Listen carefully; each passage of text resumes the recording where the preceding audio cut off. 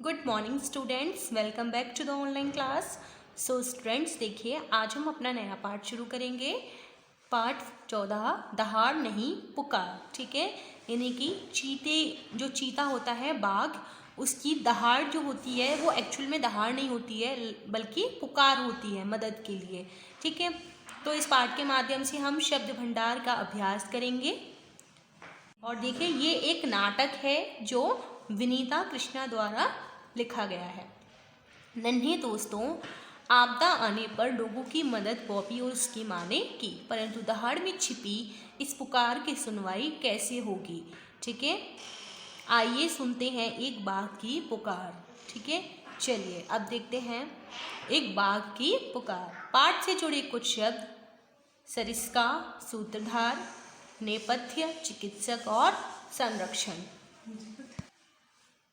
देखिए, पात्र, इसमें पात्र कौन कौन है? सूत्रधार। सूत्रधार मतलब जो इस नाटक का संचालन करेगा, इस नाटक के बारे में बताएगा। ठीक है, अब देखिए कौन कौन है। स्कूली बच्चे हैं, 15 स्कूली बच्चे हैं स्कूल के। अमित, जसी, जोया, भव्या आदि और भी कई सारे बच्चे हैं। अध्यापिका यानी कि उनकी टीचर हैं और उद्यान कर्मचारी हैं। ठीक है, यानी कि जो बगीचे के जो कर्मचारी होते हैं वो हैं। चलिए शुरू करते हैं। दृश्य पहला, स्कूल का दृश्य। ये कहाँ का दृश्य है? स्कूल का। पर्दा उठता है, मंच पर स्कूली बच्चे घूमने जाने को तैयारी में लगे हुए हैं, दिखाई देते हैं। सूत्रधार: जनाब, आप सब देख रहे हैं बच्चों की मौज। कुछ हफ्तों पहले कक्षा में बाघ के बारे में पढ़ाया गया और आज तारा मैडम सबको राष्ट्रीय बाघ सरिस्का ले जा रही हैं। सरिस्का मतलब अलवर में स्थित वन्य जीवों का संरक्षण स्थल, जहाँ पर जीव जंतु जो हैं वो सुरक्षित रहते हैं। बच्चे तैयारी में लगे हैं, आइए सुने क्या बातें चल रही हैं। यानी कि जो टीचर हैं वो सभी बच्चों को कहाँ ले जा रही हैं? राष्ट्रीय बाघ सरिस्का ले जा रही हैं और सभी बच्चे वहाँ जाने की तैयारियां में लगे हुए हैं। अमित उत्सुक होते हुए कहता है, मुझे तो विश्वास ही नहीं हो रहा है कि सचमुच में हम बाघ देखने जा रहे हैं। जस्सी कहती है कल्पना करते हुए, अगर हमारे देखते देखते वह छलांग लगाता हुआ किसी अन्य पशु की तरफ झपट पड़े तो? जोया: मैंने कई बार ऐसा टीवी पर देखा है। भव्या कहती है बात को आगे बढ़ाते हुए कि मुझे तो टीवी पर देखकर हैरानी होती है कि बाघ कितनी तेजी से झपटता है और बहुत डर लगता है।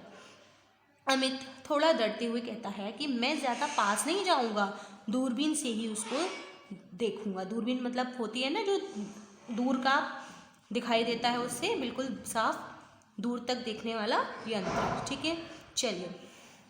भव्या कहती है हो सकता है हम इंतज़ार करते रहें और बाघ दिखाई ही नहीं दे। जस्सी कहती है बहुत परेशान होते हुए, फिर तो पूरी पिकनिक की ही बेकार हो जाएगी अगर उसकी दहाड़ ही नहीं सुनाई देगी। यानी कि जो बाघ की जो आवाज़ है, दहाड़ है, वो नहीं सुनाई देगी तो भी ठीक है। तारा मैडम प्रवेश करती हैं, तारा मैडम आती हैं। तारा मैडम: बच्चों बस तैयार है, सब अपना सामान लेकर बस में बैठ जाओ। बच्चे अपना अपना सामान उठाकर बस में चढ़ते हैं और बस चलने की आवाज़ आती है। ये देखिए दृश्य दूसरा, सारिस्का का राष्ट्रीय बाघ। ठीक है,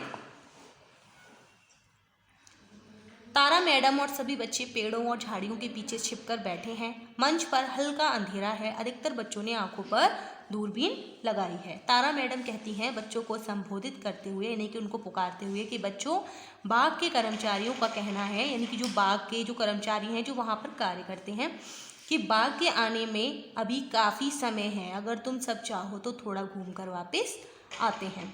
सोया: कहीं इधर उधर जाने से बाघ को भनक लग गई और उसने अपना रास्ता बदल दिया तो क्यों ना हम समय बिताने के लिए बाघ पर एक कविता बनाएं और गाएं।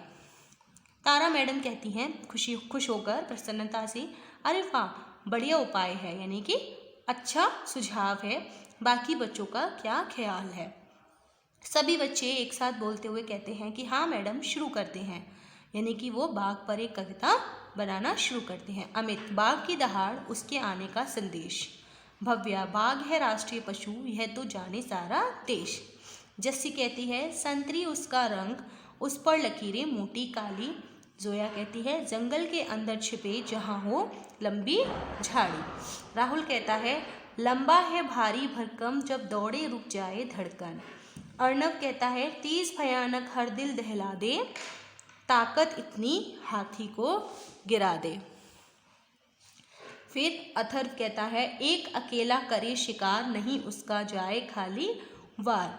मुदिता कहती है बैठा हो तो लगे पूरा सम्राट। वरुणा कहती है जहाँ जाए हो जय जयकार। तो ये कविता उन्होंने मिलकर सभी बच्चों ने बाघ के ऊपर बनाई थी। अब देखिए दृश्य तीसरा, अगले दिन बाघ का दृश्य। ये है बाघ का दृश्य। देखिए क्या होता है। मंच पर सुबह का हल्का उजाला और सरिस्का बाग के कर्मचारी बच्चे और तारा दीदी बातचीत करते हुए। मैंने बताया कर्मचारी मतलब काम करने वाले। तारा मैडम कहती हैं चिंता प्रकट करते हुए आज सुबह सुबह पूरे बाग में काफ़ी हलचल है। क्या बात है? हलचल मतलब शोर शराबा है। आप सोचिए बाग में हलचल का क्या कारण हो सकता है। कर्मचारी कहते हैं कि जी मैडम बाग के नज़दीकी भाग में कुछ शिकारियों और बाग कर्मचारियों में मुठभेड़ हुई है, पूरी बात पता नहीं। यानी कि बाग के नज़दीकों जो भाग हैं, नज़दीक के जो पास के भाग हैं, हिस्से हैं, कुछ शिकारियों और बाग कर्मचारियों में, जो शिकारी कौन होते हैं जो बाग का शिकार करने आते हैं उनके बीच और जो बाग के कर्मचारी हैं उनके बीच कुछ मुठभेड़ यानी कि कुछ बातें हुई हैं, पूरी बात नहीं पता है। बच्चे उत्सुकता से क्या हुआ हमने भी रात में शोर सुना था, हम डर गए। तारा मैडम कहती हैं हो सकता है पशु आपस में झगड़ पड़े हों। बच्चे मैडम आज हम अपने सूक्ष्मदर्शी यंत्र मैग्नीफाइंग लेंस से मिट्टी में बने पशुओं के पैरों से उन्हें पहचानने का खेल खेलेंगे। बच्चे पूरे मंच पर झुक झुक कर यंत्र से निशान ढूंढते हुए घूमते हैं। यानी कि वो देखते हैं कि जो मिट्टी में जो पैरों के निशान है वो कौन से पशु के हैं। भव्या अरे यहाँ आओ, देखो बाघ के पैरों के निशान। मुदिता कहती है देखो कुछ खून की बूंदें भी हैं। जस्सी तो कल रात को बाघ ने शिकार पकड़ लिया है। यानी कि उनको लगता है कि बाघ ने अपना शिकार पकड़ लिया है। कुछ बच्चे ओह हमारे सोते समय यह घटना हुई। अमित कहता है और हमने देखा ही नहीं। फिर कर्मचारी कहते हैं कि मैडम को बताते हुए कहते हैं कि आप बच्चों को लेकर उस ऊंची पहाड़ी पर जाइए। हमारे डॉक्टरी विभाग यानी कि जो डॉक्टर हैं, जो डॉक्टर का जो हिस्सा है के लोग वहाँ एक घायल बाघ को लेकर आ रहे हैं। यानी कि एक बाघ है जो घायल हो चुका है उसको वहाँ लेकर आ रहे हैं। तारा मैडम कहती हैं चलो बच्चों जल्दी इस पहाड़ी पर चढ़ जाओ। आगे देखिए क्या होता है।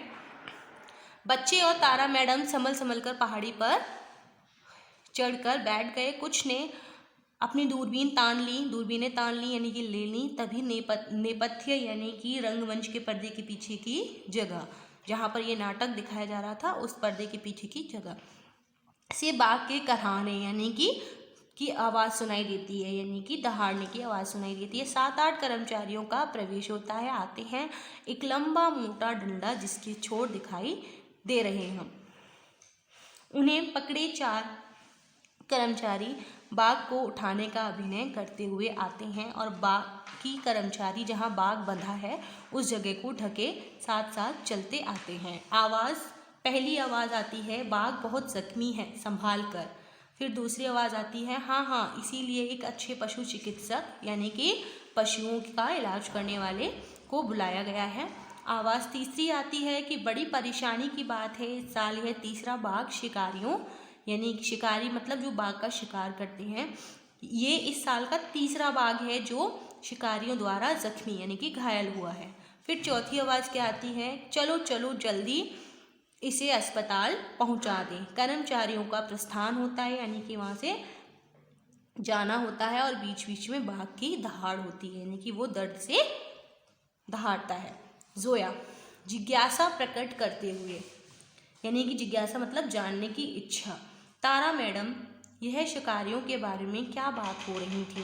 कर्मचारी बच्चों कल रात बाघ ने शिकार नहीं किया, शिकारियों ने बाघ को पकड़ने का असफल प्रयास किया। इनकी कोशिश की थी शिकारियों ने बाघ को पकड़ने का। अमित, वे ऐसा क्यों करना चाहते थे? अथर्व, क्या सर्कस ले जाना चाहते थे? यानी कि बच्चों के मन में सवाल उठते हैं कि शिकारियों ने बाघ का शिकार क्यों करना चाहा, कि क्या वो उनको सर्कस ले जाना चाहते थे बाघ को। फिर विकास बेचैन होकर कहता है कि बाघ तो संरक्षण स्थल से बाहर नहीं जाते। संरक्षण स्थल यानी कि जहाँ पर रक्षा या बचाव का जो स्थल है, जो जगह है, वहाँ से बाहर नहीं जाते। वह तो यहाँ आपकी देखभाल में है। फिर क्यों? क्या बाघ ने उन पर हमला किया था? जस्सी, और हमने सुना यह इस साल का उनका तीसरा निशाना था। यह सब क्या है? यानी कि बच्चे जानना चाहते हैं कि शिकारियों ने उस बाघ पर हमला क्यों किया। आगे देखिए, दूसरा कर्मचारी कहता है कि कुछ लोग बाघ को अपनी कमाई का साधन बना लेते हैं, यानी कि उससे कमाई करते हैं। बाघ के शिकार के काफ़ी हिस्से बहुत कीमती होते हैं। उसकी खाल, दांत वगैरह बेचकर भी लाखों रुपए कमा लेते हैं। अच्छा, अब मैं चलता हूँ, घायल बाघ की देखरेख में बाकी साथियों की मदद करनी है। यानी कि जो शिकारी होते हैं वो बाघ का शिकार करते हैं और उनकी जो खाल और जो दांत वगैरह जो भी उनकी कीमती चीज़ें होती हैं उनको बहुत महंगे दामों में बेचते हैं और पैसा कमाते हैं। नेपथ्य से बाघ की ऊंची दहाड़ सुनाई देती है, यानी कि पर्दे के पीछे से। अमित दुखी होते हुए कहता है, बाघ देखा तो मगर किस हाल में? मतलब वो सोचते हैं कि बाघ हम देखने आए थे लेकिन हमें किस हाल में देखने को मिला है कि जब वो घायल है। राहुल, हमने उसकी दहाड़ भी सुनी पर ऐसा लगा जैसे वह वीरता की नहीं, एक असहाय पुकार थी। यानी कि वीरता की नहीं, मतलब वो वीरता के साथ नहीं दहाड़ रहा था बल्कि वो दर्द से दहाड़ रहा था। बाकी बच्चे भी बोलकर या सिर हिलाकर हामी भरते हैं, यानी कि हाँ में हाँ मिलाते हैं। सभी बच्चे एक साथ बोलते हुए, बाघ राजा, हमने सुनी तुम्हारी पुकार, हम तुम्हें वे तुम्हारे साथियों को इन मनुष्य रूपी दरिंदों से ज़रूर बचाएंगे। यानी कि सभी बच्चे कहते हैं कि बाघ राजा, हमने तुम्हारी पुकार सुन ली है और हम तुम्हें और तुम्हारे सभी साथियों को इन शिकारी मनुष्यों से, दरिंदों से ज़रूर बचाएंगे। तारा दीदी बच्चों का मनोबल बढ़ाते हुए कहती हैं, तो हम स्कूल वापस जाकर अपने इस अनुभव के साथ एक पूरा अभियान बनाएंगे। जगह जगह जाकर जितने हो सके उतने बच्चों, वयस्कों, संस्थाओं इत्यादि में जाकर अपना संदेश फैलाएंगे। बच्चे मंच पर धीरे धीरे जाते हैं मगर जाते जाते बातचीत करते हैं, हाव भाव में जोश व उत्साह का मुंह प्रदर्शन करते हुए। सूत्रधार कहता है कि बच्चों ने सुनी, क्या आपने भी सुनी बाघ की दहाड़ में एक प्रार्थना भरी पुकार? बच्चों के दिल को छू गई। क्या आपके दिल को भी छुआ? उसने इतने भव्य शक्तिशाली पशु को भी लालच का शिकार बनाकर उसे धीरे धीरे लुप्त होने दे रहे हैं। सोचिए क्या ठीक कर रहे हैं हम। आखिर दो पंक्तियां धीरे धीरे दोहराते हुए फिर चुप्पी।